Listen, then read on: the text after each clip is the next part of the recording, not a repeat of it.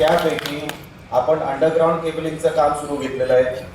नवीन substation sanction झालेले आहेत. नवीन सबस्टेशनची माहिती आहे का तुमच्याकडे?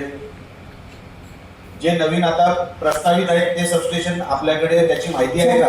चौके सबस्टेशन आपण प्रस्तावित केलेलं आहे सर. एकच सबस्टेशन आपण प्रस्तावित केलेलं आहे. दोन आहे की EHV साठी पण केलेलं आहे.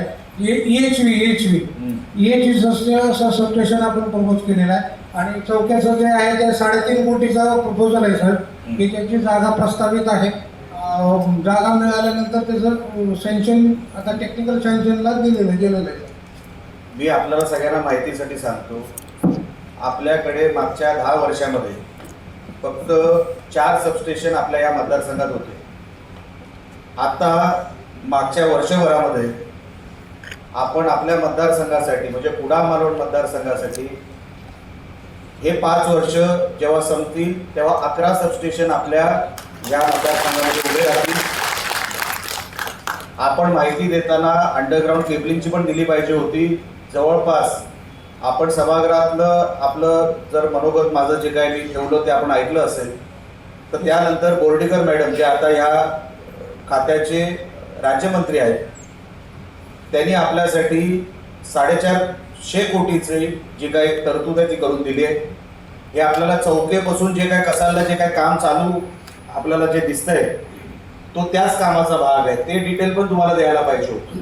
आता त्याच्या काहीतरी तक्रारी आहे, ते आता सामंत साहेब त्या तक्रारी नेमक्या काय आहेत, तुमचं जे काम चालू आहे त्याचा दर्जा हा राखला जात नाहीये, अशा काही ठिकाणी तक्रारी आलेल्या आहेत. आपल्यापैकी कोणाला जर त्याबद्दल बोलायचं असेल तर आपण बोलू शकता. दुसरी देतो माझं झाल्यानंतर जे काय रिपेअर अँड मेंटेनन्सचे पैसे आले, काल कुडाळच्या आमसभेमध्ये त्याचा उल्लेख झाला. जवळपास 3.5 कोटीचे रिपेअर अँड मेंटेनन्सचे ऑलरेडी प्रस्तावित कामं पूर्ण झालेले आहेत. उरलेले 3 कोटी आता रिपेअर अँड मेंटेनन्सची कामं चालू आहेत. म्हणजे 6.5 कोटी रिपेअर अँड मेंटेनन्स मध्ये कुडाळमध्ये खर्च झालेले. तो आकडा तुमच्याकडे आहे का रिपेअर अँड मेंटेनन्सचा? आहे सर.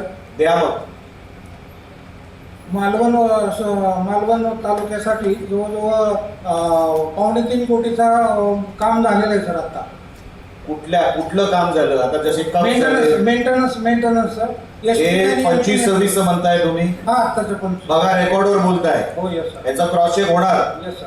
आणि आम्ही क्रॉस चेक करणार. हे विषय इथेच व्यासपीठावर संपणार नाही. ओके. हो. 3.25 कोटीची आता कामं झालेली आहेत तुमचं म्हणणं आहे. Yes sir. पुढची कामं किती राहिलेली आहेत? जवळजवळ 1 कोटीची राहिलेली आहे सर. आता आपल्याला माहिती आहे मागच्या वर्षात पावसाळा हा 20 मेच्या जवळपास आला. Yes sir. त्याच्या अगोदर आपली सगळी मेंटेनन्सची कामं पूर्ण करावी लागतील. करणार सर. कुठल्या तारखेपर्यंत करणार आपण? आता आमचं 15 तारखेपर्यंत नियोजन आहे. 15 तारखेपर्यंतच आमची डेडलाईन ठेवलेली आहे आम्ही सगळी. आता सध्या 33 जे काही 3 सबस्टेशनची 33 KB लाईन जी येते आहे, EHV कुडाळ, कणकवली आणि आचरा तळेबाजारकडून, त्या लाईनचं सगळं ट्री कटिंग आणि पेट्रोलिंग करून कंडक्टर बदललेले आहेत. आयसोलेटर पण आपण रिपेअर केलेले आहेत. आणि जो काही लूज कंडक्टर होता ते पण ओढून घेतलेले आहेत. आणि काही ठिकाणी कमी ताकदीचे म्हणजे लूज आणि जास्त जॉईंट असलेलं ते पण कंडक्टर आपण बदलून घेतले सर.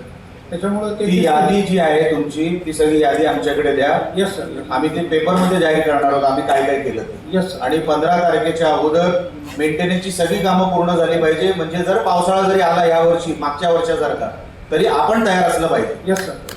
बरोबर?